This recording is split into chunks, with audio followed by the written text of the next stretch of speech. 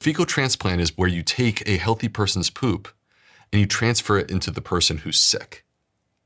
And where are they administering it? The way that I've always done the fecal transplant, because I've done many throughout my career, is during a colonoscopy. So if in theory, What's a colonoscopy? Yeah, so a colonoscopy is a medical procedure where typically you would be asleep. And while you're asleep, I take a long flexible tube that is about the size of my index finger, and I can pass that with control all the way through the entirety of your large intestine, which is about 5 or 6 feet long.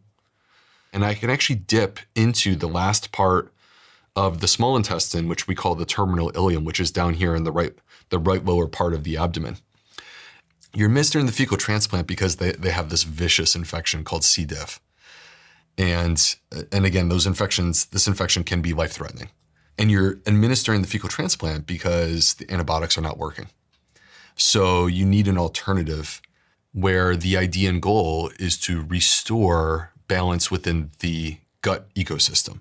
Yeah, you're putting good bacteria in, not taking bad bacteria. Yeah. Not taking all bacteria out, I guess. So you put the good bacteria in, and when this happens, you're actually all at once reinstalling potentially hundreds of species in balance in the right amounts.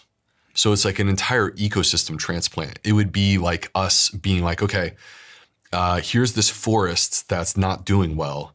We're going to take the Amazon and we're going to transplant it into the space. And now that we have all these animals that like do well in this space, the forest is lush and it's vibrant again.